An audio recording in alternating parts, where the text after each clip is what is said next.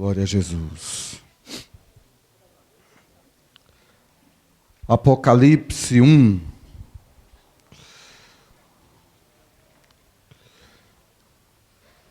Meus queridos, paz e graça de Jesus Cristo sobre cada um de vocês. É com muita alegria no coração que eu estou aqui presente pessoalmente na igreja em Valadares, porque nas orações de vocês eu sei que eu já estou há um tempo no carinho, na expectativa, no amor. Já tem um tempo que eu mantenho contato com os irmãos aqui e tenho recebido o amor. Muitos aqui, lá em Acuípe, a gente já teve o privilégio de se ver, se abraçar. E hoje estamos aqui juntos, né? Tenho sido muito amado, acolhido. Agora as irmãs ali disseram, como Samuel é novo. Eu digo, vou gravar isso para levar para a minha terra. Vou ficar ouvindo, né? Ô, frase bonita. Eu acho que Maurício treina o povo assim para ser bem agradável, né, Maurício? Então, o nosso objetivo aqui, hoje, à noite e amanhã de manhã, que o encontro estava marcado para as 10, foi antecipado para as 9, foi? Porque a gente vai fazer uma maratona. Eu fiz 7 pregações num retiro semana passada em Porto Alegre, e a gente resolveu pregar todas elas aqui de hoje à noite para amanhã de manhã. Se vocês sobreviverem hoje, amanhã a gente continua, tá? Deus nos dê graça, nos renove a força, o coração, o espírito, para que a gente entenda essa palavra de Deus. A gente vai ler Apocalipse, capítulo 1, capítulo 2 e capítulo 3, de hoje até amanhã de manhã, tá? Vamos começar por aqui com Apocalipse 1:1. Revelação de Jesus Cristo que Deus lhe deu para mostrar aos seus servos as coisas que em breve devem acontecer, e que ele, enviando por intermédio do seu anjo, notificou ao seu servo João, o qual atestou a palavra de Deus e o testemunho de Jesus Cristo, quanto a tudo o que viu. Bem-aventurados aqueles que leem e aqueles que ouvem as palavras da profecia e guardam as coisas nela escritas, pois o tempo está próximo. Queridos, o tempo está próximo. Resta pouco tempo. Se já restava na época que isso foi escrito, há quase 2000 anos, agora que resta pouco tempo. E nós precisamos estar atentos, com o nosso coração atento aos sinais dos tempos, atentos à palavra de Deus. Aqui tem uma bem-aventurança no verso 3, que nós precisamos levar a sério essa bem-aventurança. Diz assim, ó, bem-aventurado aquele que lê e bem-aventurado aquele que ouve. Então, mesmo que eu não explique nada desse texto, só pelo fato de estar lendo para vocês e você estar ouvindo essa leitura, vocês são bem-aventurados por ouvir e eu sou bem-aventurado por ler. Bem-aventurado quer dizer extremamente feliz, pois, em nome de Jesus, receba essa bem-aventurança. Se o Senhor disse que você é bem-aventurado, você é bem-aventurado. E que essa bem-aventurança, essa promessa de alegria, de felicidade do Senhor, seja recebida pela fé no seu coração e no meu coração. Mas é bem-aventurado não só quem lê e quem ouve, mas, acima de tudo, quem guarda as coisas nela escritas. Verso 4. João, às 7 igrejas que se encontram na Ásia, graça e paz a vós outros, da parte daquele que é, e que era, e que há de vir, da parte dos 7 espíritos que se acham diante do seu trono. A primeira informação do verso 4 é que o seguinte, não são 7 cartas a 7 igrejas, é uma só carta às 7 igrejas. Está bem claro aqui no verso 4. Ó. João, às 7 igrejas. Então, um livro só foi endereçado às 7 igrejas. No texto completo tem frases para cada igreja, mas todas as igrejas leram as 7 cartas. E a gente vai perceber no final de cada carta que diz assim: quem tem ouvidos para ouvir, ouça o que o Espírito diz às igrejas. Então, cada igreja tinha que ouvir o que o Espírito estava dizendo a todas as outras. Não era assim. Chegou uma cartinha só para Éfeso, outra cartinha só para Esmirna, outra só para Pérgamo. Não. Todo mundo recebeu o livro todo. Outra coisa importante que começa a acontecer nesse texto é que começa uma descrição de Jesus. Porque o Apocalipse é a revelação de Jesus Cristo. A palavra revelação significa tirar o véu, para que se mostre, para que se revele aquilo que está oculto. E eu quero dizer, em nome de Jesus, que será tirado o véu. E tanto Jesus Cristo será revelado para você, como o seu próprio coração será revelado para você. Hoje é dia de Apocalipse, ou seja, hoje é dia de revelação. Hoje é dia de tirar o véu, para que vocês vejam o semblante de Cristo. E hoje é dia de tirar a máscara, para que você veja seu coração. Hoje é dia em que o Senhor descortina diante de nós a sua glória e mostra o nosso pecado, a nossa situação, e mostra a solução, porque Jesus, que é apresentado aqui no início de Apocalipse, é ele a solução dos problemas da igreja. No decorrer deste momento, nós estudaremos a revelação de Jesus Cristo, estudaremos como é que funciona cada igreja, cada detalhe da igreja será revelado, cada crise que cada igreja vivencia será vista, será estudada, e, ao mesmo tempo, a solução que é Jesus. Jesus é a solução para cada problema da igreja.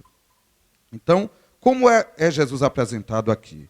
Aquele que é, aquele que era e o que há de vir, aquele que vem da parte dos 7 espíritos que se acham do trono, da parte de Jesus, a fiel testemunha, o primogênito dos mortos, o soberano dos reis da terra.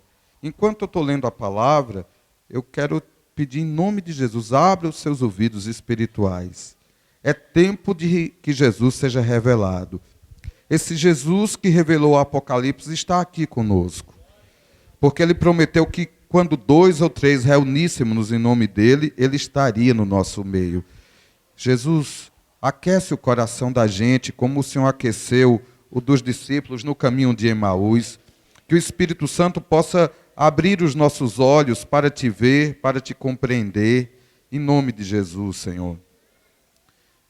O primogênito dos mortos, o soberano dos reis da terra, aquele que nos ama e pelo seu sangue nos libertou dos nossos pecados e nos constituiu reino, sacerdotes para o seu Deus e Pai.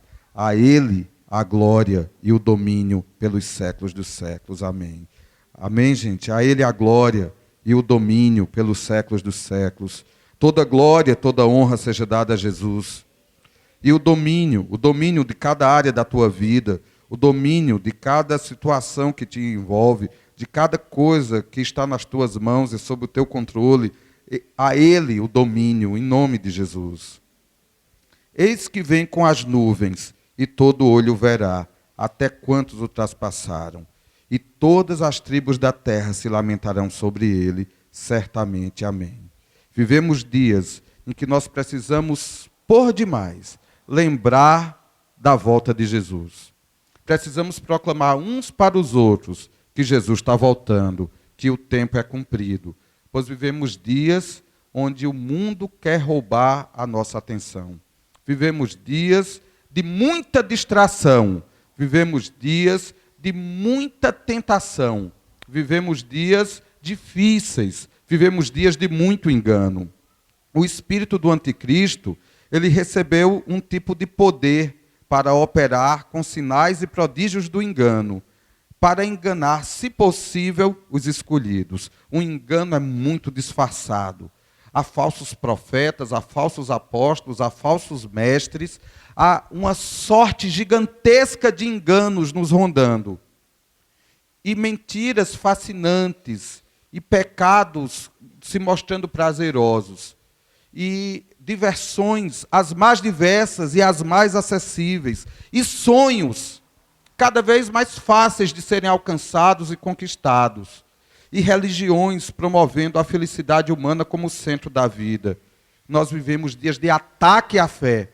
Vivemos dias de perseguição aberta em alguns países e disfarçada em outros. E eu não sei qual é a pior. Chegou ontem um recado dos irmãos da Índia, um pedido de oração. Eles foram batizar algumas pessoas no Rio, 40 pessoas seriam batizadas. E um grupo de hindus os envolveu, os massacrou, os agrediu bastante, o batismo foi impedido, os irmãos estão proibidos de batizar, só tem 3 locais de batismo naquela região, e os religiosos radicais daquele local estão marcando presença e proibindo, e fotografaram os irmãos, e eles estão sendo perseguidos.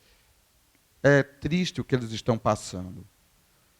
Mas a gente está passando uma perseguição pior, porque é uma perseguição disfarçada, é uma perseguição de nossa própria emoção, é uma perseguição em que a gente está sendo questionado quanto à nossa fé, e a nossa própria carne encontra eco nessa reclamação, e nós precisamos de discernimento do Espírito para perceber a forte oposição que nós sofremos de modo enganoso no nosso trabalho, na nossa vizinhança, na nossa família, e às vezes a gente fica até com vergonha de manifestar a nossa fé, de defender os princípios que nós cremos, porque estamos sendo perseguidos sem nos dar conta disso.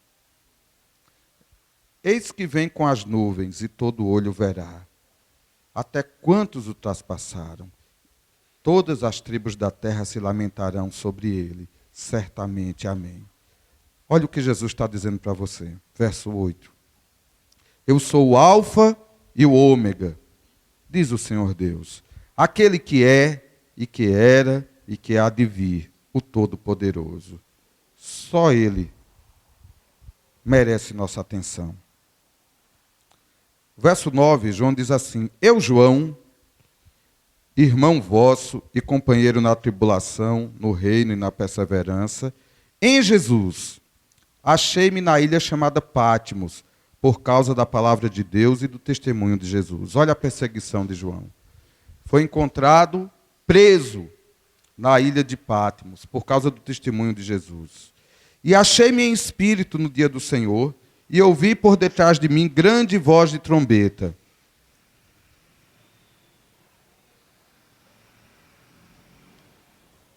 A voz dizia assim: O que vês escreve em livro, e manda às 7 igrejas: Éfeso, Esmirna, Pérgamo, Tiatira, Sardes, Filadélfia e Laodiceia. Voltei-me para ver quem falava comigo, e voltado, vi 7 candeeiros de ouro. E no meio dos candeeiros, um semelhante a filho de homem, com vestes, talares e cingido à altura do peito. Isso é Jesus que ele está vendo. João está vendo Jesus. Com vestes muito bonitas, com um cinto de ouro à altura do peito, vestes brancas. A sua cabeça e cabelos eram brancos como a alva lã, como neve. Os seus olhos como chamas de fogo. Os seus pés semelhantes ao bronze polido, como que refinado numa fornalha. A voz como voz de muitas águas. E tinha na mão direita 7 estrelas, e da boca saía-lhe uma afiada espada de 2 gumes. O seu rosto brilhava como o sol na sua força. Essa descrição de Jesus é maravilhosa, porque é a descrição de Jesus exaltado. João tinha visto Jesus ali no dia do batismo de Jesus. João era um dos discípulos de João Batista. E quando Jesus foi batizado, logo em seguida, João Batista chegou para João e para outros discípulos e disse assim, ó, eis o Cordeiro de Deus que tira o pecado do mundo. E João abandonou João Batista e foi seguir Jesus. João Batista não se sentiu traído e abandonado, porque a vida toda João Batista anunciou assim, eu estou aqui batizando vocês com água, mas está chegando um aí que eu não sou digno sequer de amarrar as sandálias. Eu batizo vocês com água, mas ele batizará vocês com Espírito Santo e com fogo. E quando João Batista anuncia a Jesus, João vai segui-lo. E João anda com Jesus e vê Jesus dormindo, acordando, vê Jesus naquele monte da transfiguração, vê Jesus curando, vê Jesus fazendo coisas tão maravilhosas. E um dia, João viu Jesus sendo preso, sendo esbofeteado, cuspido, maltratado, ferido. Viu Jesus sendo morto, viu Jesus sendo colocado num sepulcro. Depois viu Jesus ressurreto. Viu Tomé duvidando dele, dizendo que só acreditava quando botasse o dedo na mão, nos pés. Viu Tomé se aproximando de Jesus, botou os dedos numa mão. Não se satisfez, né? Botou na outra, no lado. E Jesus simplesmente, humildemente, se apresentou por 40 dias, até que João viu Jesus sendo assunto aos céus, e uma nuvem o encobriu. E uma promessa do anjo. Este varão que viste subir, um dia voltará. E ele vivia aguardando essa promessa. E já faziam muitos anos. E agora João, em espírito, é levado ao dia do Senhor e vê Jesus na sua glória, no seu esplêndido fulgor. E o rosto de Jesus brilhava como o sol na sua força. O rosto de Jesus brilha tanto. E eu gostaria de que o Espírito Santo desse a vocês o privilégio de ver Jesus, que abrisse os olhos espirituais de vocês para que vocês contemplem o Senhor. Quando a gente chegar lá no céu e na nova terra, e na eternidade, não precisará de sol na nova terra, porque o rosto de Jesus iluminará as nações. Jesus que uma vez, João viu, Jesus sendo vestido com uma roupa vermelha, só para maltratá-lo. Roupa vermelha naquela época, o homem não usava roupa vermelha. Era uma roupa para escarnecer ele. Colocaram uma coroa de espinhos nele. Colocaram uma varinha na sua mão. E ficaram se ajoelhando diante dele, só com ironia. Dizendo, salve o rei dos judeus, salve o rei dos judeus. Aquilo foi uma afronta a Jesus. A mais indigna adoração que alguém podia dar ao rei dos reis e senhor dos senhores. E sabe, agora Jesus está vestido com vestes talares, com cinto de ouro, o cabelo esplêndido, branco. Sabe, os olhos pareciam chamas de fogo, os pés reluziam, aqueles pés que foram feridos, agora estão sendo reluzidos. Ele está exaltado, ele está na plena força da sua glória. Ele é o Rei dos reis, o Senhor dos senhores. Nós precisamos ver Jesus assim. Nós precisamos ver Jesus em sua glória, em sua força, reinando soberano. Jesus está no trono do universo. Todas as coisas Jesus tem sob controle. Jesus não está sujeito a nada nem a ninguém. Jesus não está limitado a nada. Ele é pleno e poderoso e forte. E nós precisamos ter revelação de Jesus para que a gente possa ter fé naquilo que Ele é e naquilo que Ele pode fazer em nós. Espírito Santo, abre os nossos olhos espirituais para que possamos ver Jesus. Para que possamos ter experiências de vê-lo, Senhor, de tocá-lo, de ouvi-lo. Senhor, em nome de Jesus, não permita que a igreja seja apenas teórica, que a igreja apenas descreva teoricamente Jesus, que os irmãos possam encontrar Jesus em seus sonhos, em seus momentos de solidão, em seus momentos de sofrimento, que os irmãos possam ter visões dos pés de Jesus, dos olhos de Jesus. Que abra, Senhor, os olhos espirituais dessa igreja, para que eles tenham experiências vivas com esse Cordeiro que foi morto, mas reviveu, e tem as chaves da morte e do inferno.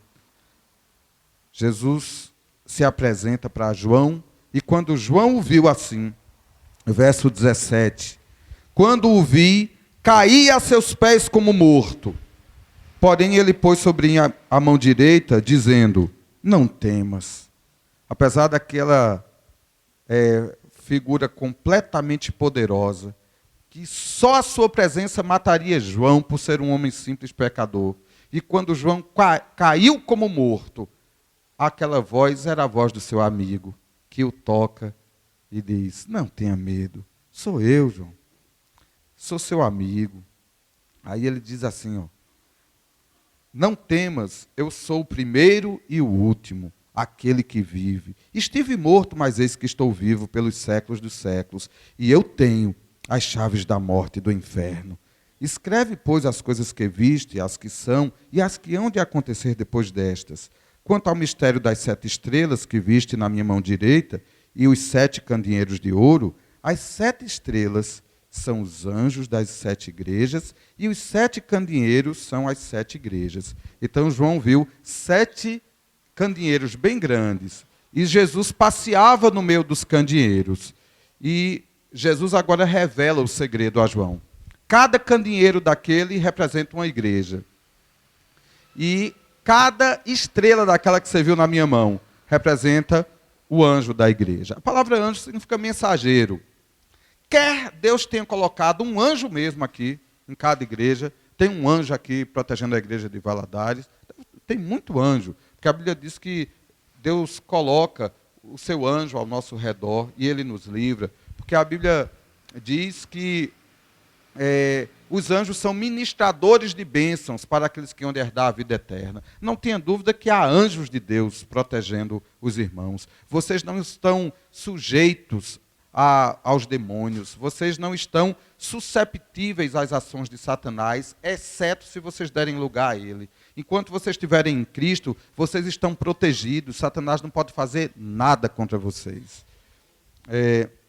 Uma irmã, hoje irmã, um dia foi bruxa e ela foi contratada por Satanás para combater um pastor.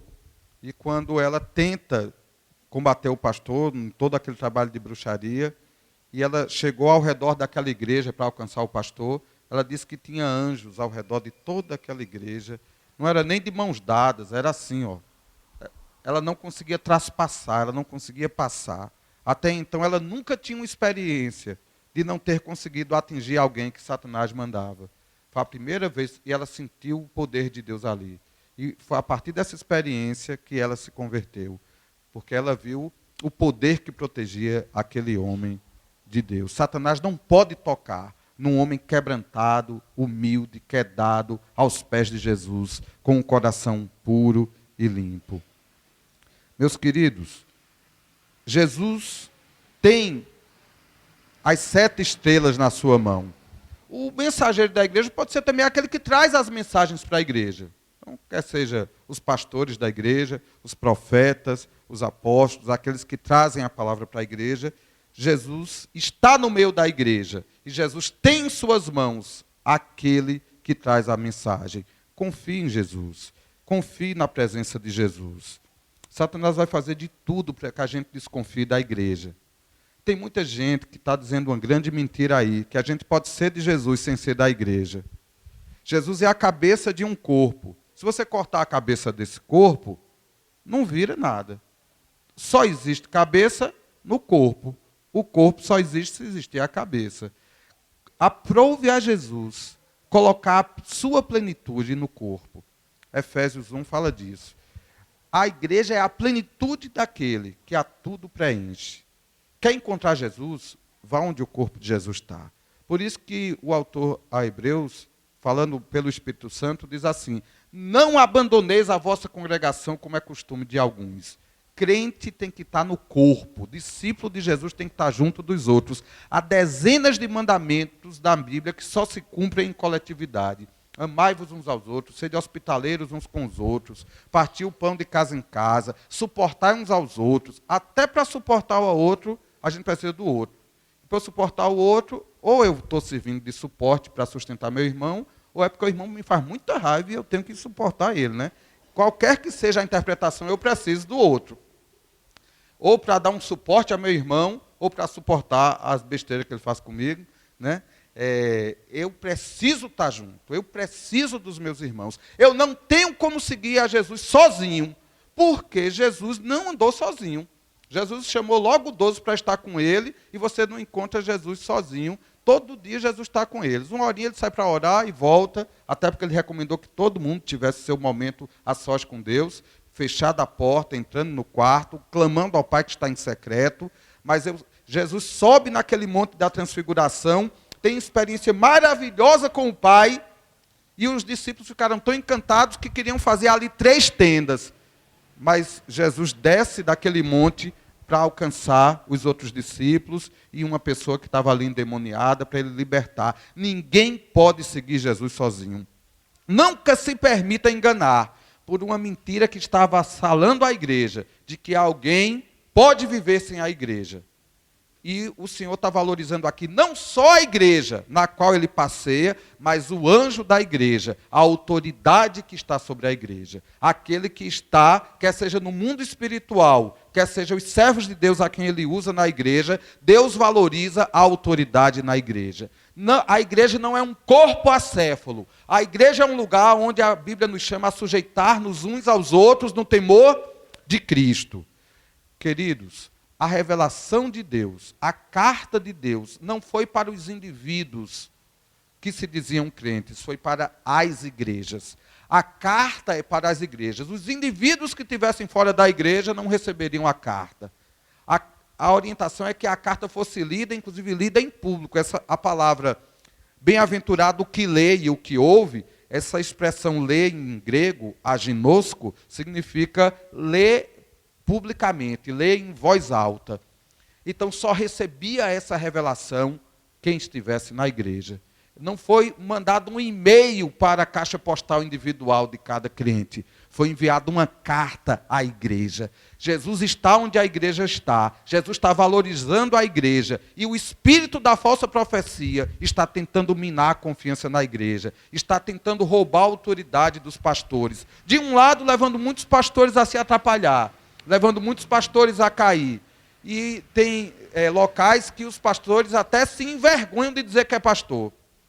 Você tem um monte de gente assim, aí eu disse, você é o quê? Eu sou seu gerente. Você é o quê? Eu sou juiz. Você é o quê? Eu sou advogado. Você é o quê? Eu sou enfermeiro. E você é o quê? Sou pastor. O quê? Pastor. Né? Ela chega murcha para dizer que é pastor. De tanto bandido que usa esse título para fazer o mal. Então, Satanás, de um lado, tem usado homens ímpios para fazer o mal, levando para o lixo o nome dos pastores, e, por um outro lado, ele tem levado muitos irmãos a se rebelar contra toda a autoridade, achando-se espirituais, achando-se autônomos, sadios e maduros para viver por conta própria. Isso é falta de humildade. Para ser humilde, nós precisamos nos sujeitar uns aos outros no temor de Cristo. E aí nós temos que confiar em Deus. Nós temos que confiar em Jesus que está no meio da igreja. Porque ai daquele que tocar no ungido de Deus. Mas ai daquele ungido de Deus que se voltar contra Deus para oprimir seu povo. O povo de Deus é a menina dos olhos de Deus. E ai dos pastores de si mesmos. A profecia em Zacarias, em Ezequiel, fala em Malaquias, fala demais da ação de Deus contra o sacerdote que age em benefício próprio.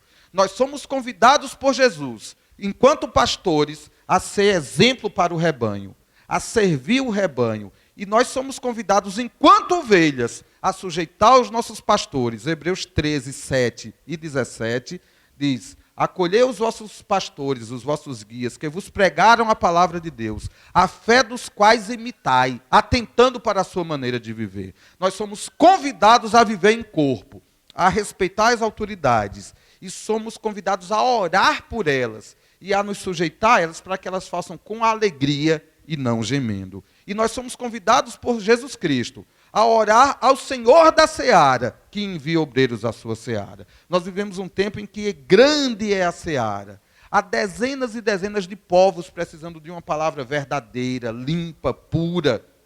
Há centenas e centenas de pessoas frequentando milhares de cultos oriundos da carnalidade, de experiências humanas e carnais, de pregações que são verdadeiras mágicas. E os cultos têm sido verdadeiros picadeiros. A Bíblia é usada como se fosse uma cartola. E as pregações, um show de malabarismo bíblico e mentiroso, que apacenta ovelhas de si mesmas. Pessoas com comichão no ouvido, não suportam a verdade e contratam para si pastores de si mesmos. Ai desses pastores e dessas ovelhas, que mancham a honra e a glória do Senhor Jesus Cristo. Mas nós precisamos orar e jejuar para que o Senhor levante pastores verdadeiros, apóstolos verdadeiros, profetas verdadeiros, ovelhas verdadeiras, que honrem o nome de Jesus e que deem a Jesus o privilégio de que quando voltar, encontre sua noiva pura, sem ruga e sem mácula, santa, gloriosa, ardente, pregando, crescendo, evangelizando, se santificando. O mundo está fazendo a parte dele, se sujando cada vez mais. Nós precisamos fazer a nossa parte, nos santificar cada vez mais. Aqui tem que haver o contraste total. Enquanto o mundo vira cada vez mais descarado, pois a palavra dizia assim, aquilo que eles fazem em oculto, só o referir é torpeza. Agora eles não fazem mais em oculto. Agora eles fazem e filmam e botam no Facebook. Agora toda perversidão, devassidão é colocada a público, ao vivo e a cores. E nós precisamos nos santificar, nós precisamos fugir dessa geração perversa e incrédula e brilhar como luzeiros no mundo. E precisamos nos unir. Tem que acabar no meio de nós maledicência, confusão. Nós devemos lutar com a espada contra Satanás e as hostes espirituais da maldade e não contra os irmãos. Nós precisamos nos desarmar das armas que temos uns contra os outros e nos armar juntos para nos proteger uns aos outros e defender o reino de Deus aqui na terra. E vivemos dias em que o reino de Deus está sendo solapado com mentiras, com enganos, com espíritos falsos, enganosos e com uma mídia que reproduz isso numa velocidade incrível. Nós precisamos, Judas, pelo Espírito Santo, diz assim, nós precisamos fazê-los calar. Eles são nuvens sem água, mortos. Queridos, por favor, abra o coração. Porque quem tem ouvidos deve ouvir o que o Espírito diz às igrejas. O Espírito está querendo uma noiva para oferecer ao Cordeiro. O Cordeiro merece essa noiva. O Cordeiro pagou um preço por essa noiva. Ele esteve morto, mas eis que vive. E está assim exaltado. Ele é o nosso herói, é o nosso Salvador. E nós precisamos perseverar nele. Nós vamos para Apocalipse 2:8 agora.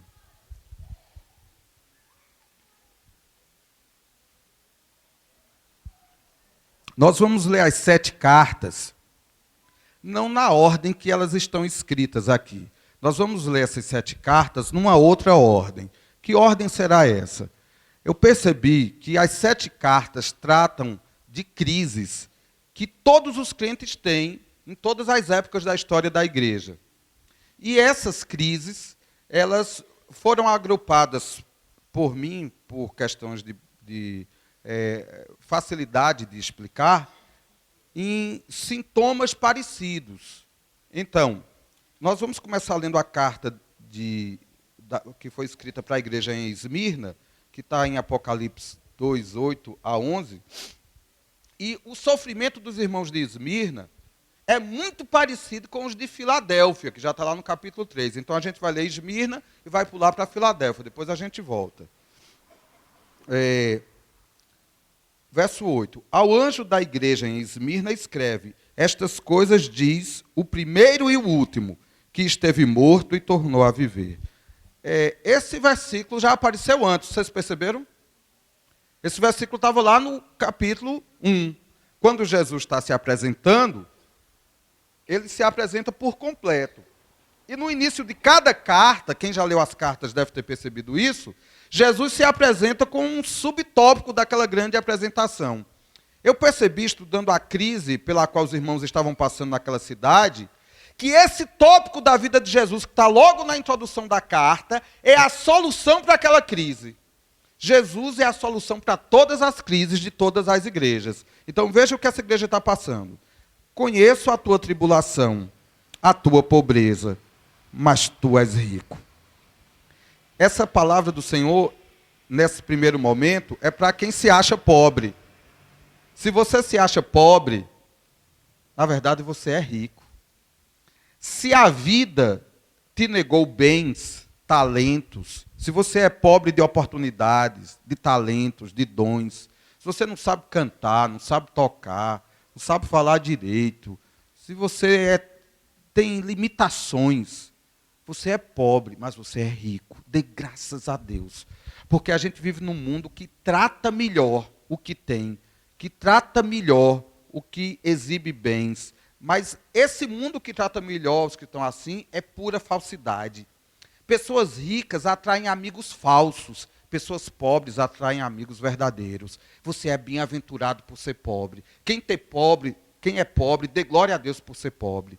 Quem é pobre para com os homens é rico para com Deus. Jesus era tão a favor disso, que uma vez Jesus contou uma história muito estranha. Disse que tinha um homem muito rico, numa grande casa, muito afortunada, e um homem muito pobre que jazia à porta dele e que tinha as pernas cheias de feridas. E que cães lambiam-lhe as feridas. E morreram os dois. O Lázaro, o homem pobre, foi para o seio do pai Abraão. E o rico foi para o quinto dos infernos, para o Hades. E sabe o que aconteceu? O rico adora protestar, né? Então o rico já foi logo protestar. Lá do inferno mesmo, ô pai Abraão! Protesta! Estou fazendo o que aqui, né? Aí, por que esse cara está aí e eu estou aqui? Ele vivia lá na minha frente, a boa obra que ele fazia era o cachorro que lambia as pernas dele. O pai Abraão explica para ele que ele está ali. Ele gozou dos bens em vida, e agora está ali sofrendo seu tormento, e aquele ali sofreu o tormento em vida, agora está gozando a vitória. A Bíblia não conta os detalhes, porque um foi para o inferno e outro foi para o céu. Mas, com certeza, a riqueza do rico o tirou de Jesus. Tirou o seu olhar da salvação. Tirou o seu olhar das coisas importantes. E a falta de bens daquele pobre, miserável que vivia ali, levou ele a buscar as coisas mais importantes. Na verdade, as coisas mais importantes é que levaram um para o céu. E as coisas passageiras, fugazes, bobas, é que levaram o outro para o inferno. A riqueza distraiu um, a pobreza levou o outro a clamar, a desesperado buscar. Bem-aventurados os pobres. Então, essa palavra é uma palavra de esperança para quem está no meio da tribulação, do sofrimento. E o próprio João estava. E no começo ele disse, eu, João, vosso irmão na tribulação, quem está numa tribulação, e João já estava velhinho. E João recém tinha sido colocado dentro de um caldeirão com óleo quente e sobreviveu milagrosamente. E João tinha feito muitos discípulos. E João era muito amado. João já era considerado o apóstolo amado. Reclinava a cabeça no peito de Jesus, era carinhoso. Mário perdia para ele, né? Aqui, os irmãos aqui que são muito carinhosos, Marco perto de João era um grosseirão. Quem é mais carinhoso aqui? Tem aqui os irmãos muito carinhosos, né? Ontem eu lá numa reunião que eu estava, um irmão encostou do meu lado, outro do outro veio para... Eu me senti um sanduíche ali, né? Aquele amor dos irmãos, tudo juntinho ali, né? Mas João era o apóstolo do amor. João não conseguia estar perto de Jesus sem estar agarrando Jesus, estar ali perto. Imagine esse homem agora com quase 100 anos de idade, sozinho numa prisão, isolado. Ele estava numa tribulação muito grande. E se você está sozinho, se você está se sentindo só, se você está sofrendo muito, louve a Deus. O reino de Deus é para os pobres. E o Senhor está dizendo assim, eu conheço a tua tribulação e a tua pobreza.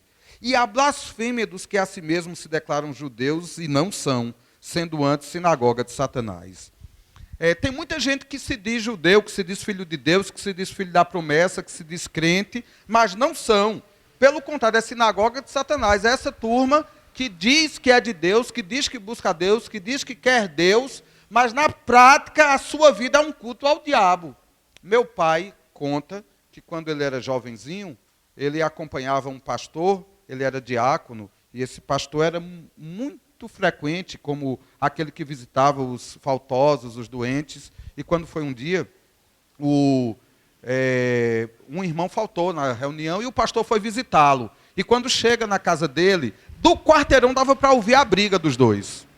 E o dono da casa brigava, discutia, falava horrores com a mulher. E quando o pastor bateu na porta, alguém gritou lá dentro: quem é? É o pastor Ximenes. Imediatamente fez um silêncio, umas coisas se arrumaram. Quando a porta se abre, o cara está bem vestido, com uma Bíblia assim, a mulher assim olhando: a paz do Senhor, pastor. E um quadro que estava logo na sala é assim: esta casa pertence ao Senhor Jesus Cristo. E o pastor Ximenes perguntou assim: essa casa pertence mesmo ao Senhor Jesus Cristo? Ele disse: pertence. Pois eu acho que ela foi alugada ao diabo, porque o barulho que eu ouvi quando eu cheguei aqui na esquina, não parecia que um servo de Deus morava nessa casa. Só que perto do pastor, ele era uma bênção. Ele estava quietinho, quieto, era simpático. Longe da vista do pastor, ele era um satanás, como diz o povo da minha terra. Então, cuidado com aqueles que se dizem judeus, que se dizem filhos de Deus, mas que são antes sinagoga de Satanás. E esses, inclusive, são promotores de um tipo de sofrimento para você. E o Senhor está dizendo para ti assim, não temas as coisas que tens de sofrer. Então, Deus está dizendo que aqueles irmãos estão em tribulação, em sofrimento, mas olha o que ele está dizendo: não tema as coisas que vocês hão de sofrer. Isso quer dizer que está sofrendo, mas o sofrimento ainda vai piorar. E eu tenho uma notícia boa e uma ruim para vocês. A ruim é que o sofrimento que alguns de vocês estão passando vai piorar. Ele está dizendo aqui, eis que o diabo está para lançar em prisão alguns dentre vós, para ser dispostos à prova, e tereis tribulação de 10 dias. E eu tenho uma notícia boa para dar, está aqui no final, diz: ser fiel até a morte, e dar-te-ei a coroa da vida. Olha, volta para o início, aquele que esteve morto e tornou a viver, está te dizendo: eu sou a ressurreição e a vida, e você vai ser fiel até a morte, eu vou te dar a coroa da vida. Os irmãos de Esmirna estavam num sofrimento que o Senhor está dizendo que não ia acabar. Eles estavam num sofrimento que ia aumentar, e que, agregando-se às tribulações que eles já estavam, alguns ainda seriam presos. E o Senhor está dizendo: você é rico, não tenha medo do que você vai passar. E o Senhor dizia muito: não fique ansioso pelo dia de amanhã. E o Senhor está dizendo aqui: eu sou aquele que passeia no meio da igreja, eu estou do teu lado, e eu sou aquele que esteve morto, mas está vivo, e eu julgo a tua causa, e eu estou olhando por ti, e eu que determino quando a tua tribulação acaba. Não tenha medo de tribulação, no meio da tribulação louve. E eu me lembro aqui de Paulo e Silas, que foram presos por amor a Jesus, por pregar o evangelho e por expulsar o demônio daquela mulher que adivinhava. E quando Paulo e Silas estavam presos, já era meia-noite, tinham sido chicoteados, surrados, humilhados, arrastados para aquela prisão, presos no calabouço, acorrentados, mas eles não estavam ali murmurando, eles estavam ali louvando, né? Eu não sei o que é que eles cantavam, talvez aquela música que diz assim: tá sofrendo, louve, tá preso, louve. O teu louvor invade os céus. Eu não sei o que é que eles cantavam, mas aquele louvor invadiu os céus de uma maneira tão tremenda que o Senhor resolveu parar aquele sofrimento ali. Mas no meio do sofrimento deles, eles não murmuraram, eles louvavam. Lembro de Sadraque, Mesaque e Abidnego, que por não se prostrar diante da estátua de Nabucodonosor, foram convocados à presença do rei, que lhes disse: se vocês não se ajoelharem diante da minha imagem, eu vou colocar vocês na minha fornalha, e vou mandar aquecer 7 vezes mais. E quem é o Deus que vai livrar vocês da minha fornalha? E eles levantaram-se diante daquele rei, disseram: fica sabendo, ó rei, que o nosso Deus pode nos livrar, mas se ainda Ele não quiser nos livrar, nós não nos dobraremos diante da tua fornalha. E eles não foram poupados da fornalha, eles foram jogados na fornalha. E quando o rei Nabucodonosor olhou lá de cima, não tinha 3 dentro da fornalha, tinha 4. Jesus estava com eles. O Senhor pode não te livrar da tribulação, mas Ele vai contigo no meio dela. Aquele que venceu está contigo. Não tenha medo. E independente da tua adversidade, louva. Um conterrâneo meu estava numa rural. Você sabe o que é rural? um carro velho do tempo antigo, uma rural cheia de gente, todo mundo reclamando, murmurando, um calor desembestado, a estrada, além de sinuosa, cheia de catabi, sabe o que é catabi? Cheia de lombada, de buraco, e todo mundo reclamando, murmurando. Ali tinha galinha dentro daquele carro, quando o carro dava uma curva, as penas voavam, aquele cheiro de valavar, aqueles velhinhos com aquele chapeuzinho suando, aquele sofrimento, e tinha um crente no meio daquela rural. E toda vez que aquela rural passava num buraco, o crente fazia, ô glória! E o motorista foi ficando com raiva dele, porque todo mundo reclamando, murmurando, e o crente só fazia sorrir. Ô glória! A chapa ia de um lado, ia para o outro, e ele feliz da vida, o sol pingando na testa, e ele, ô glória! Aí o motorista não aguentou mais e perguntou, por que é que toda vez que a gente passa numa lombada, num buraco, você diz esse negócio de ô glória? Ele disse, o senhor já transportou algum recipiente cheio d'água? Ele disse, já. E quando passa num buraco, o que é que acontece? Ele disse, esborrota. Sabe o que é esborrota? Esborrota é derrama. Aí ele disse, pois é a mesma coisa. Um crente é cheio do Espírito Santo. Quando passa por dentro de um buraco, ô glória! Esborrota. Na tribulação, na adversidade, no sofrimento, o servo de Deus louva. O servo de Deus exalta. O servo de Deus até chora, mas chora com esperança. Chora pela sua pobreza, mas lembra, mas eu sou rico. E quanto mais pobre você for, mais rico você é. E quanto mais desafeiçoado você for, mais belo você é. Gente, tem uma bênção na feiura. É. Tem gente que nasce muito bonita. Tem mulher que compra um shampoo de R$1, passa no cabelo e fala assim, o cabelo fica lindo. Tem outra que compra um shampoo de 200, vai no salão, faz escovinha e fica assim, né? Não dá jeito. Pois eu queria dizer uma coisa para vocês. A beleza deste mundo, ela é um tipo de bênção, mas que atrai um tipo de sedução mundana terrível. Pois quem é feio, dê glória a Deus. Gente, eu quando era pequeno, dê glória a Deus aí, meu irmão. Quando eu era pequeno, eu já sou feio hoje. Quando eu tinha 11 anos de idade, eu era horroroso, né? Graças a Deus que não tem foto dessa época. Eu só tenho foto de 17 anos para cá. Quando eu era pequeno, eu não sabia que eu era feio. E eu andava junto com um amigo meu, que ele era meu coleguinha da minha mesma idade, morava vizinho, estudava na mesma escola, a gente só andava junto. Toda vez que alguém encontrava a gente, chegava perto dele e fazia, que menininho bonitinho, não sei o que. Aí olhava para mim e fazia, de quem é esse? Eu não sabia por quê, né?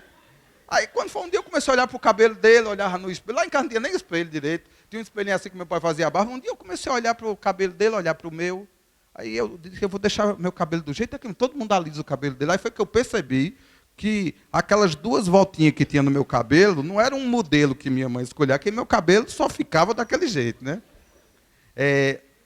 E cada dia que passou, aquele menino ficou mais bonito, virou modelo, virou um homem riquíssimo, ele deve estar agora com um Camaro amarelo. O cara é um sucesso, o cara bombou. E eu boiei. Na nossa adolescência, ele tinha a namorada que quisesse. E eu sobrava toda vez, sabe? Mas sabe o que aconteceu? É que a beleza dele levou ele cada vez mais para o mundo. E ele já teve algumas mulheres, filho com algumas e tal. Mas a minha falta de beleza me levou a voltar para os braços do Senhor. Me levou para o caminho de Deus. E eu terminei casando com minha melhor amiga. E de quebra, uma negona linda. Tive 3 filhas maravilhosas. Pense num homem feliz eu sou. Glória a Deus que eu era feio. Eu era ruim quando eu estava no mundo. Se eu tivesse atrativos para atrair alguém, é que ninguém topava fazer a ruindade que eu queria. Se eu tivesse poder, riquezas e beleza, eu teria me tornado muito pior. Eu louvo tanto a Deus pelas minhas feiuras. Eu louvo tanto a Deus pelas minhas limitações. Eu já fui uma pessoa tão soberba. Aí eu tenho uma dor de dente. Hoje mesmo eu comecei aqui com uma dor de cabeça tão grande. Graças a Deus ela já foi embora. Mas eu tive certeza absoluta que aquele início da dor de cabeça inteiro era para me humilhar, para me colocar no meu lugar, para eu lembrar o jumentinho que eu sou. Né? E sabe o que acontece? é que Jesus está dizendo para quem é pobre, essa palavra é para quem é pobre, quem é rico esqueça, para quem é pobre, quem é feio, quem não teve a oportunidade, quem não tem talento, quem não sabe cantar, dê glória a Deus todo dia. Quando você olhar, principalmente naquela hora que você acorda, mais feio do que a fome de 30, olhe no espelho e diga, Senhor, glória a Deus, glória a Deus, glória a Deus. Então, um camarada fez, já tenha certeza de uma coisa, uma mulher não vai casar com você por interesse. Ela só vai casar com você se ela lhe ama de verdade. Você já faz uma seleção maravilhosa. Seu casamento vai ser feliz, né? Então, a gente precisa dar glória a Deus pelas dificuldades que a gente passa. Quem é bonito, depois vai ouvir sua pregação, tá? Não é pecado ser bonito, tá? Dê glória a Deus também, você já recebeu sua bênção em vida. Mas abra seu olho, senão você perde o de lá. Não é brincadeira. Meus queridos, a promessa que o Senhor está dizendo é assim, quem tem ouvidos, ouça o que o Espírito diz às igrejas, e o vencedor de modo nenhum sofrerá o dano da segunda morte. Só vai ter 2 ressurreições. A ressurreição para a vida, quando Jesus voltar, a trombeta tocar, e os mortos em Cristo ressuscitarão primeiro, e nós que estivermos vivos seremos arrebatados. É a primeira ressurreição. E Apocalipse diz assim, bem-aventurados os que tomam lugar na primeira ressurreição, pois não se acharão inscritos no livro da morte lá, que vai para o lago de fogo e enxofre. Nós precisamos crer que é uma bem-aventurança morrer em Cristo.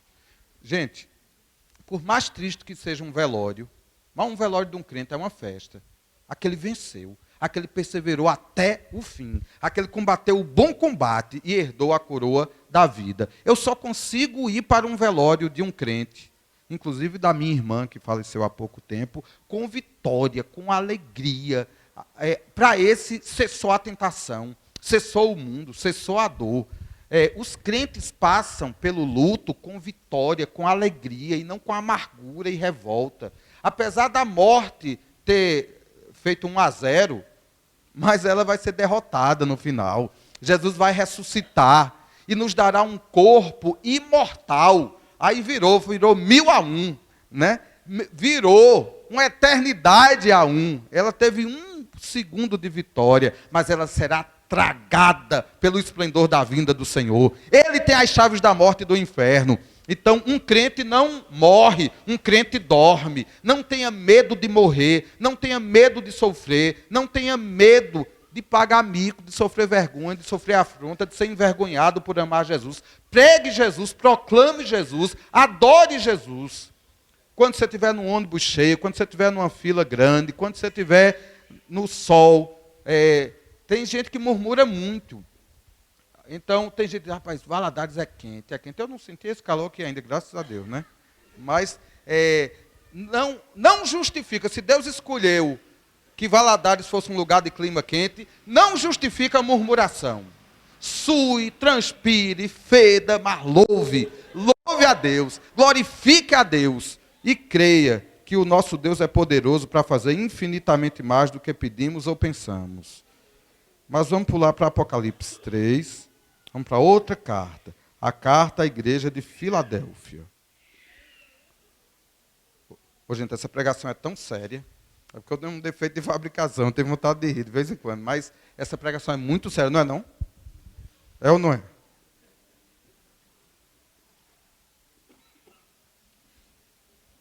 Essa primeira parte eu fiquei mais à vontade, porque eu estava falando da minha história, né? Estava falando de mim mesmo. Agora, aqui também continua. Carta à igreja em Filadélfia, Apocalipse 3:7. Ao anjo da igreja em Filadélfia escreve, estas coisas diz o santo, o verdadeiro, aquele que tem a chave de Davi, que abre e ninguém fechará, e que fecha e ninguém abrirá. Conheço as tuas obras, e eis que tenho posto diante de ti uma porta aberta, a qual ninguém pode fechar. E que tens pouca força. O outro era pobre. Esse aqui tem pouca força. Entretanto, guardaste a minha palavra e não negaste o meu nome. Então, você acha que tem pouca força, mas o que você já sofreu, o que você já passou, você não negou o nome do Senhor e guardou a palavra dele. Aí o verso 9 diz assim, eis que farei que alguns dos que são da sinagoga de Satanás, desses que a si mesmos se declaram judeus e não são, mas mentem, Eis que os farei vir e prostrar-se aos teus pés e conhecer que eu te amei. O Senhor está prometendo aqui o seguinte, ó, que aquele seu inimigo, aquele que te persegue, aquele que inventa mentira contra ti, um dia ele vai comer aqui nos teus pés. Ó. Só para que ele saiba que o Pai te ama. Só para que ele saiba que você é amado. Então, eu queria dizer uma coisa para vocês. Ó. O verso 10 diz assim, porque guardaste a palavra da minha perseverança, também eu te guardarei na hora da provação que há de vir sobre o mundo inteiro, para experimentar os que habitam sobre a terra. Venho sem demora. Conserva o que tens, para que ninguém tome. Olha, sempre tem que vir uma coisinha para eu não me ensoberbecer, né? Não? Venho sem demora, conserva o que tens, para que ninguém tome a tua coroa. Ao vencedor, falo-ei coluna no santuário do meu Deus. Ao vencedor, falo-ei coluna no santuário do meu Deus. E daí jamais sairá. Gravarei também sobre ele o nome do meu Deus, o nome da cidade do meu Deus, a nova Jerusalém que desce do céu. Vinda da parte do meu Deus e o meu novo nome. Quem tem ouvidos, ouça o que o Espírito diz às igrejas. A história de Filadélfia é muito parecida com a de Esmirna, com uma diferença. Para Esmirna, o Senhor não prometeu tirá-los da tribulação. O Senhor disse que eles iam passar pela tribulação e o Senhor estaria perto. Mas para a igreja em Filadélfia, o Senhor prometeu tirar da tribulação. E prometeu que os inimigos estariam aos pés. Pois alguns de vocês que estão vivendo tribulação, essa tribulação está com dias contados. Anote aí na sua agenda. Daqui a poucos dias sua tribulação vai acabar. Porque Deus, o que está dizendo aqui é o seguinte, ó, porque eu abri uma porta para você. Então, você que está lutando por uma porta aberta, tem uma porta aberta para você. E a porta que o Senhor abre, ninguém fechará. Mas também as portas que ele fechou, não fique batendo não, que não vai abrir não. Discirna. Há portas fechadas que Deus fechou, não era para você. E há portas abertas que o Senhor abriu. Ache essa porta, em nome de Jesus, que o Senhor vai te tirar da situação que você está passando. Alguns de vocês aqui estão passando por uma situação muito grave. Obrigado, meu filho. Uma situação muito grave, mas vai passar. E aqui enquadram-se problemas financeiros, enquadram-se problemas de saúde, o Senhor aqui está provendo cura, enquadram-se questões até de sofrimento familiar mesmo, situações familiares, e tem pessoas que estão com sofrimentos presentes, porém com dias contados. E tem gente que está sendo perseguida no seu trabalho, na sua vizinhança, até na sua família. Amigos antigos estão te perseguindo, estão falando mal de você. Sabe que quando Deus muda a história, a gente fica como quem sonha. A palavra do Apocalipse, ela é muito importante, porque Apocalipse não é previsão. Quem trabalha com previsão é a meteorologia. Tem um vento vindo dali, estima-se que ele chegue a tal velocidade, as nuvens vão se formar, talvez chova, talvez esfrie. É previsão, meteorologia, mas tudo pode mudar. Apocalipse não é previsão. Apocalipse é o Senhor da história, que não está preso ao tempo nem ao espaço, que já viu o futuro, manda um recado do futuro para a gente. E sabe qual é o recado que vem lá do futuro? Você venceu. Você pode estar perdendo por 1-0. E pode ser o último segundo do segundo tempo. A palavra que vem do futuro é: você virou o jogo. Vai ter uma prorrogação, você empatou no finalzinho e virou. O resultado final é 2-1. Para quem não entende de futebol, essa parábola não deu certo. Mas é assim, independente do que você está passando, você vai vencer. Você vai se renovar. Você vai sair do buraco. Para alguns de vocês, o Senhor está dizendo que a tribulação vai passar. Para outros, vai passar também. Porque o que é 100 anos comparado com a vida eterna? O que é a leve e momentânea tribulação dessa terra? comparado com o eterno peso de glória que há de ser revelado. Pois aquilo que o olho não viu, que o ouvido não ouviu, e o que jamais passou em coração humano, é o que Deus tem preparado para aqueles que o amam. O Senhor prometeu coisas importantes para a gente. Ele disse que quem desse um copo d'água para a gente, teria galardão.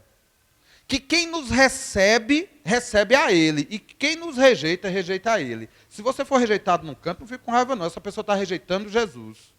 Você lembra que Jesus disse que no juízo final ele vai dizer para algumas pessoas assim, ó, os caras vão chegar perto dele, Senhor, cheguei. Eu falei, peraí, eu te conheço? Eu estava nu, você não foi me vestir. Eu estava doente, você não foi me ver. Eu estava com fome, você não foi me dar de comer. Aí ele disse, mas Senhor, quando foi que a gente te viu nu, ou enfermo, ou doente? A gente nunca te viu assim, não. A gente só te viu ali no louvor da igreja, pai, adorando, levantando a mão para ti. Né? A gente nunca que a gente te viu nu. Ele disse, pois todas as vezes que vocês negaram a roupa, a visita, a água e o pão aos meus pequeninos, a mim vocês negaram. Quem bate a porta na tua cara, está batendo da porta na cara de Jesus. Quem te rejeita, quem te humilha, está humilhando Jesus. E vai comparecer diante dele. Só que de vez em quando o Senhor vira o jogo aqui mesmo na terra. Eu conto uma história que aconteceu com a minha vida, que é uma história trágica. Eu não queria estar contando essa história, mas aconteceu. Eu nasci numa família muito pobre. Quando comecei a dar aulas, eu ia dar aulas de bicicleta, andando de bicicleta. E eu dava aula logo no início eu consegui dar aula numa escola muito rica, os alunos eram muito ricos. Os professores de lá eram muito famosos, também eram muito ricos. Eu comecei a dar aula nas séries mais simples, e eu terminei achando graça. Eu tinha um carrinho de vender churros na frente da escola. Churro do Samuca. Né?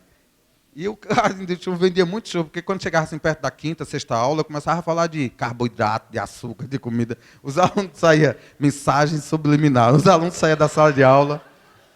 Teve mês de eu ganhar mais dinheiro vendendo churro do que dando aula. Né?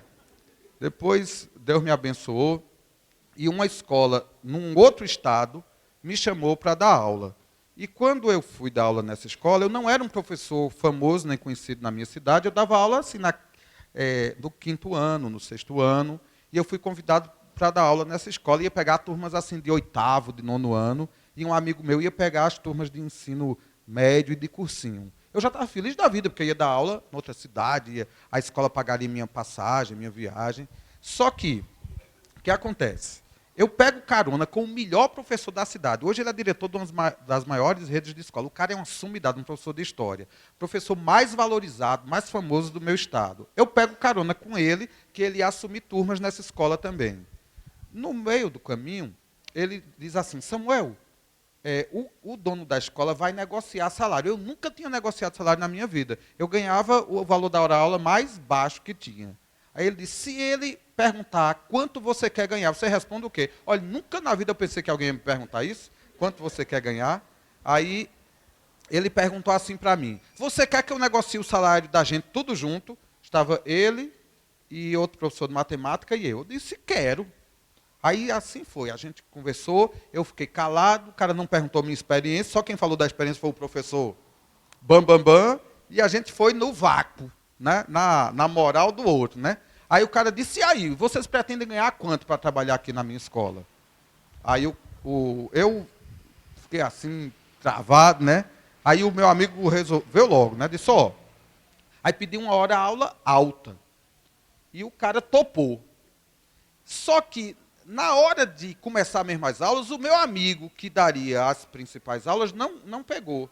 E eu fiquei, então, com mais aula do que todo mundo ali. Só que a hora-aula alta, então meu salário ficou maior de todos. Porque eu dava mais aulas. E quando comecei a dar aulas, os alunos gostaram de mim. E eu terminei me tornando, naquela escola, um bom professor. Eu estava noivo, tinha acabado de dar tudo que eu tinha juntado a vida toda aos meus pais para fazer a casinha deles. E o carrinho de churros eu tinha dado aos funcionários que cuidavam dele. E estava na estaca zero, noivo. Naquele ano eu comprei uma casa própria à vista, em dinheiro. Eu ganhei dinheiro, isso foi no ano de 1995 que eu comecei a trabalhar nessa escola. E casei em 1996. Deus me abençoou muito naquela escola. E eu dava as melhores aulas lá. Eu contava uma piada lá, todo mundo ria. Na minha cidade, eu contava uma piada, os alunos para mim faziam. Gente, eu aqui em Valadares, eu me sinto igual que eu me sentia lá naquela escola. Aqui é legal demais. Tem local que eu falo uma besteira e o pessoal... Aqui todo mundo ri, ainda sou novo aqui, olha, muito obrigado. Aí sabe o que aconteceu? É que quando foi um dia, eu estava feliz da vida lá naquela escola, era um dos melhores professores, da opinião dos alunos, que eles votavam. E o diretor colocava um outdoor na frente da escola com a foto dos 3 melhores professores. Eu quase sempre era o terceiro. E tinha uma velhinha lá, professora de português, que era maravilhosa, era sempre a primeira, e o segundo lugar se revezava muito. Uma vez eu fui para o segundo e uma rara vez fui para o primeiro. Mas entre os 3 primeiros eu muitas vezes fiquei. E eu estava muito feliz, até que um dia um diretor da minha cidade foi trabalhar nessa escola. Quando ele chegou lá, olhou para mim, ele era cearense e pastor. Aí ele olhou para mim e fez: eita, macho, estás aqui, né? Eu te conheci lá em Campina Grande andando de bicicleta. E aqui tu está ganhando dinheiro, teu salário aqui é alto, né, macho? Aí eu disse: Deus é bom, né? Aí ele disse: pois eu vou baixar seu salário. Você não vale, eu não sei quem foi que inventou esse salário para você, mas você não vale esse salário, não. E realmente eu não valia, não. Eu ganhava mais do que todo mundo ali, mais do que a semana toda da minha cidade trabalhando, eu ganhava em um dia e meio que eu trabalhava lá, mais do que eu ganho hoje. Aí sabe o que aconteceu? Esse camarada passou o ano todo me perseguindo, porque ele era funcionário também, criando caso para poder me prejudicar. Só que Deus resolveu, nesse tempo, me abençoar. Porque tudo que ele criava contra mim voltava contra ele. Por exemplo, um dia ele marcou um aulão. Aulão, na véspera do vestibular, junta uma quadra assim, ou um auditório, uma coisa, junta aqueles alunos tudo, divulga na cidade. E o professor vai dar dicas para o vestibular, né? Naquela época que existia vestibular, hoje é Enem, né? Aí ele marcou um aulão para mim e uma semana depois marcou um aulão para um professor da universidade, o professor mais famoso da Universidade Federal de Pernambuco, autor de livros, de coisa assim, o cara bam. O meu aulão foi na quadra da escola, o dele foi no maior auditório da cidade, o dele tinha outdoor chamando, o meu não foi nem divulgado. Só que... E eles ainda me deram um recado: vá assistir o aulão do outro professor para você aprender da aula. Aí eu digo: se eu puder, eu venho. Aí o que aconteceu? Na hora de fazer o material, sem que eu soubesse nem o outro professor, a gente selecionou as mesmas questões de vestibulares antigos para responder. Só que minha aula foi uma semana antes. E eu respondi, foi jóia, aquela brincadeira, todos os alunos gostaram da aula, Deus me deu graça, foi um dia agradável. Uma semana depois, chega o famoso aluno, todo mundo esperando, auditório cheio. Quando o professor entrega o material para os alunos, aí todo mundo conhecia as questões. Todas elas eles tinham respondido uma semana atrás.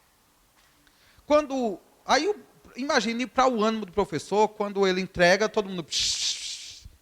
E ele até então não sabe o que é, né? O cara já fica seguro. Quando ele puxa a primeira questão para ler, os alunos, letra A, letra A, letra A. Todo mundo já sabia. Aí ele não tinha nem lido. Aí ele, vocês já sabiam essa, né? Estão de parabéns, alunos bons. Questão 2, letra B, letra B. E assim, o aulão dele estava marcado para 4 horas, o meu para 2. E para resolver aquelas 40 questões, eu acho que tinha, a gente lê a questão, conta uma história, conta uma piada, relembra o assunto, dá uma dica. A gente demora muito numa questão, que é para terminar as 2 horas, na 40ª questão. Né? E o dele era 4 horas, ele tinha que moer muito com a questão. Só que quando ele começava a questão, tinha que acabar.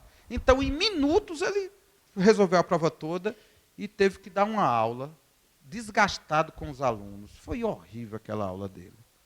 Agora, sabe por que deu errado? Porque aquele diretor resolveu mexer com um filho de Deus.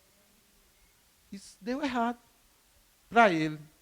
Coitado daquele professor, daquele diretor. Na outra semana, quando eu cheguei para dar aula, os alunos estavam tudo me aplaudindo, e os alunos sabiam da armação, aí foi aquela alvoroço, então o feitiço virou contra o feiticeiro. E assim, muitas coisas eles fizeram, ele e o outro diretor. 2 diretores lutando contra mim, todos 2 da minha cidade. Quando foi no final do ano, eles me chamaram e disseram: Samuel, a gente lhe chamou aqui para lhe demitir. Você é um professor muito caro para essa escola e com o seu salário nós vamos contratar 2 ótimos professores, dentre eles o melhor professor mesmo da minha cidade, na minha disciplina, que era biologia. Eu disse: gente, vocês estão certos. Realmente o professor que vocês vão chamar é muito melhor do que eu. E eu só tenho que agradecer a vocês pelos anos todos que eu passei aqui nessa escola. Tudo que eu tenho, meu carro, minha casa, eu comprei com o dinheiro que eu ganhei aqui. E a gente ganha FGTS para que o patrão demita o funcionário na hora que ele quiser. Então faz o seguinte, vocês não vão me demitir, paga minhas contas, meu FGTS, tudo. E se, quando vocês forem montar a nova equipe, sobrar alguma aula que ninguém queira pegar, deixa para mim. Aí vocês me contratam de novo. Aí eles disseram: mas tem que ser com um salário mais baixo. Eu digo: tá certo, é lógico. Mas eu já estou desempregado mesmo. Na minha cidade eu não vou achar um emprego como uma escola boa como essa. Então, o que sobrar, eu pego. Aí eles disseram: é mesmo, inclusive vai sobrar, porque tem as turmas do 8º ano. Vamos acertar logo meu novo salário. Aí, na época, eu estava ganhando R$ 2.500, em 1998, eu acho, para trabalhar 1 dia e meio. E eles me ofereceram trabalhar 1 dia, e nas contas que a gente fez por ali, chegamos a um acordo de R$ 1.000 para trabalhar 1 dia. Digo: tá bom, na minha cidade eu não vou ganhar nunca isso. Aí me humilhei, pedi: agora vocês me demitem por completo, pagam meu FGTS, como se vocês tivessem ódio de mim. E depois me contratam para eu dar uma aulinha mais barata, numa turminha mais fraca também. Assim, agradeci, saí ali humilhado, mas louvando a Deus e feliz e grato pela situação. E pensando em refazer minhas contas para me adaptar com R$ 1.500 a menos no meu salário. Recebo minha rescisão, direitinho, tudo legal. Começa o ano, eu só pego turmas de 8ª série. E o melhor professor da minha cidade pega as turmas do ensino médio e do cursinho, e foi divulgado na cidade, na escola, como o melhor professor da Paraíba, que estava indo dar aula ali. E no primeiro mês de aula, esse meu amigo não gostou dos alunos, não se deu bem com eles e pediu demissão. Ele era muito bom mesmo, ele tinha emprego onde quisesse. Aí ele não gostou e diminuíram do salário que contrataram com ele um pouquinho. E ele não gostou daquilo, pediu demissão. Quando ele pediu demissão, os alunos não fizeram nem questão, porque criou uma situação emocional ruim entre eles. Aí o diretor me chamou: Samuel, e agora? O professor deixou a gente na mão. Você pode pegar as turmas de novo? Eu digo: é lógico que eu posso. Com aquele saláriozinho que eu ganhava, eu dou aula do jeito que vocês quiserem aqui, na turma que quiser. Aí eles retornaram o meu salário e me deram as turmas de volta. E os alunos me aplaudiram, me receberam. O feitiço virou contra o feiticeiro. Não, só que eu ganhei o quê? Meu FGTS, os 40%, multa rescisória. No final do ano, a escola faliu por má administração daqueles 2 diretores. E nenhum professor recebeu DCC, nem FGTS, nem nada. E eu estava com... Deus é bom, meu irmão. Não tem má notícia para o crente, não. Tem um Salmo 112, verso 7, que diz assim: o justo não se abala com má notícia. Na verdade, é o seguinte: só existe notícia. Bom é louvar a Deus por qualquer notícia. Então, notícia boa nem sempre é uma boa notícia. Pode ser uma maldição disfarçada de bênção. Então, só existe notícia. Você tem que discernir e louvar a Deus. Nem murmurar com a má notícia. Deus, quando está fechando uma porta, Deus sabe o que está fazendo. Final da história. A escola faliu por causa desses 2 camaradas. A esposa de um se juntou com a professora de educação física, virou lésbica, deixou o cara. A esposa do outro morreu de câncer, a mãe morreu de câncer, a filha e o genro e o netinho morreram de acidente de carro no mesmo ano. Aí por isso que eu estou dizendo que é uma história trágica. É uma história trágica, muito trágica. Eu coleciono dezenas de histórias de pessoas que eu conheço e de mim mesmo que são assim.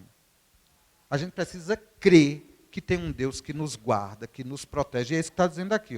Aqueles que se dizem judeus e não são sinagoga de Satanás, eles vão estar aos seus pés. Só para que eles saibam que eu amo vocês. Eu estava dando aula na minha cidade quando casei. E voltei da lua de mel, feliz da vida, o sorriso daqui para cá, né? E contei para os meus alunos que casei com minha melhor amiga, que deu o primeiro beijo no dia do casamento, e que foi maravilhoso, que eu estava feliz da vida. Termina a minha aula, meu amigo de faculdade, que trabalhava comigo, entra para dar a aula seguinte. E os alunos disseram, eu soube, professor, que Samuel casou, e ele disse que deu o primeiro... Ainda tinha aluno chorando, emocionado. Aí meu amigo, não sei se por maldade, por ciúme ou endemoniado, não sei o que porquê, ele disse, quem Samuel deu o primeiro beijo no dia do casamento? Foi nada. Ele casou com uma mulher buchuda. Buchuda é grávida lá na minha terra. Casou com uma mulher grávida. Aí os alunos ficaram com ódio de mim. Quando eu cheguei para dar aula na outra semana, os alunos, professor, o senhor enganou a gente. Professor, que história é essa que o senhor está contando a gente, mentindo, dizendo que deu o primeiro beijo e sua mulher está grávida. Aí eu disse, quem foi que falou isso? Foi o professor. Eu disse, tá certo, gente. É a palavra dele contra a minha. A única prova que vai ter é o seguinte, os meses vão se passar, minha esposa vive aqui na escola, se meu filho nascer, ele estava certo, e eu menti. Se não nascer, vocês sabem a história, né? Minha filha primeira só nasceu 4 anos depois, exceto se foi uma gestação de 4 anos. Elefante é que é longa assim, mas nem tanto, né? Gente, sabe o que aconteceu? Esse professor, por ter feito essa brincadeira, ele pagou caro. No dia do casamento, ele foi casar porque a esposa engravidou. E demoraram a organizar o casamento. No dia do casamento, a barriga estava muito grande. E foi casar numa igreja católica e alguém atrasou. Ou o noivo, ou o padrinho, alguém atrasou. Atrasou. Na hora que o padre, então, foi começar a missa de casamento, pegou o microfone e disse assim, eu marquei tal hora. Vocês atrasaram porque quiseram. Eu tenho compromisso, a igreja é um lugar sério. Vocês estão casados, são marido e mulher, tchau, foi embora. Que vergonha, que mico. Mulher grávida, o padre irritado. Ficou aquele... E eu estava ali para celebrar a festa do meu amigo, né? Ele pagou caro, porque foi mexer com o Filho de Deus. Mas olha o que Jesus disse. É que ele estava nu, ninguém foi visitá-lo, ninguém foi vesti-lo, ninguém foi alimentá-lo, ninguém foi dar água para ele. E ele está dizendo, apartai-vos de mim. Olhe que o futuro, quem mexe com você, a promessa para o futuro é terrível. O sentido dessa minha palavra não é dizer assim, faça figa para o seu inimigo. Não. Interceda pelo seu inimigo para que ele vire seu amigo. Para que não recaia sobre ele a maldição que está prevista. Ore por eles. Quando alguém te perseguir, você diga, meu Senhor, por favor, faça igual a Estevão. Quando Estevão estava sendo apedrejado, o que foi que Estevão fez? Senhor, não lhes impute estes pecados. O que foi que Jesus disse quando estavam crucificando ele? Quando ele pediu água, deram vinagre. Jesus disse, Pai, perdoa-lhes, porque eles não sabem o que estão fazendo. Quando alguém te ferir, te bater, te machucar, diga assim, Senhor, ele não sabe o que ele está fazendo, não. Ele não sabe com quem ele está mexendo. Creiam que vocês são bem-aventurados e protegidos, e bendito aquele que te der água, que te visitar, que te vestir, e maldito aquele que mexer contigo. Você é abençoado. Eu já percebi que toda vez que eu chego numa fila de supermercado, as filas aumentam por ali. Em vez de eu reclamar porque está demorando, eu fico pensando, rapaz, eu sou abençoado, meu irmão, onde eu chego, o negócio dá certo. Né? Por quê? Não é eu não, é todo o servo de Deus. Chega num balcão assim para ser atendido, aparece um bocado de gente. Não tem nada não que você seja o último. Aquele lugar foi abençoado porque você está ali. Vá louvando a Deus e pregando para quem está ali do lado. Creia que você é abençoado. Jesus disse assim, se você chegar numa casa e disser, paz seja nessa casa, a paz repousará sobre os filhos da paz. E se lá não tiver filho da paz, a paz retorna para você. E você, quando sair daquela cidade que não quis o evangelho, bata a poeira dos pés. Que eles vão dar conta até do pó da sua sandália. Eu só estou citando palavras de Jesus. Parece que eu estou falando uma coisa estranha. Vocês já ouviram uma pregação sobre isso? Não é comum alguém falar sobre isso. Mas é só palavras de Jesus. Ele nos ama, ele nos protege, ele nos guarda. E nós precisamos transformar nossos inimigos em nossos amigos. Esse professor que perturbou comigo, que passou esse vexame no casamento, ainda foi falar de mim numa escola que eu trabalhava para pegar o meu emprego. Falou muito mal de mim. Depois ele mesmo me contou. Porque depois ele virou discípulo, aí ele me contou. Só que antes dele virar discípulo e me contar, o que aconteceu com ele? Só porque falou de mim para o diretor da escola, inventando mentira. Olha o que aconteceu. Ele era professor numa cidade, um ótimo professor, muito reconhecido, e a esposa dele, uma ótima profissional numa outra área, e eles tinham uma empresa nessa cidade. Até que um dia, numa festa de alunos, ele ficou com uma aluna. E virou um escândalo terrível, e ele teve que abandonar a cidade, e todos os empregos dele estavam sendo ali. E, em meio à aflição, eu o acolhi e pedi demissão de um emprego que eu tinha numa outra cidade e repassei para ele. E como eu saí, um discípulo que eu cuidava começou a viajar com ele, continuou pregando para ele, e ele se converteu, virou um discípulo. Infelizmente, não perseverou, não está bem. Mas ele não já podia ter aprendido, né? Que não se mexe com o servo de Deus, que não se mexe com o filho de Deus. O Senhor promete para a gente assim, ó, não temas, eu estou contigo. Se passares pelo fogo, ele não te queimará. Se passares pelas águas, elas não te submergirão. Não tenha medo de tentação, de provação. Não tenha medo de gente, não tenha medo de nada nem de ninguém. Você é protegido por Jesus. Você é servo do Deus vivo. Tem um Deus que cuida de você. Essa palavra é uma palavra de esperança, é uma palavra de consolo, é uma palavra de renovo, é uma palavra que gera fé no meio da adversidade. Essa pregação é para quem está sofrendo, é para quem está sendo perseguido, é para quem está sendo assediado. Essa pregação é para quem está em meio à tribulação, em meio a dificuldades. E eu queria concluir essa pregação pedindo que você feche os seus olhos. E o Senhor, que sonda mente e coração, Ele sabe quem está aqui e o que você está passando. Eu queria orar pelos que estão em tribulação, aqueles que não estão bem. Nós temos um Deus que cuida de você.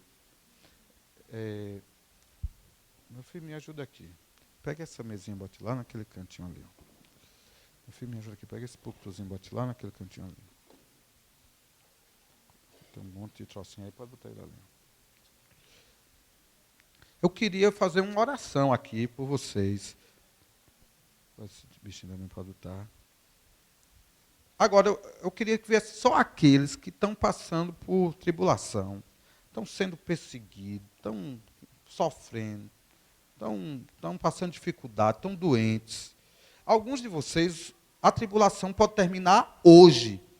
Eu não sei quem é quem, eu não sei nem se alguém tem aqui tribulação, mas eu sei que o nosso Deus trabalha a favor dos seus filhos. Quer seja para aqueles que a tribulação vai ser prolongada, e Ele vai aqui dar graça e socorro, pois Ele é o socorro bem presente no dia da angústia, quer seja para aqueles a quem Ele hoje vai curar, hoje Ele vai por fim, por termo, à tribulação, ao sofrimento. Ele pode abrir uma porta hoje, e eu quero clamar por vocês. Então, eu queria pedir, quem quisesse essa oração, se ajoelhasse aqui.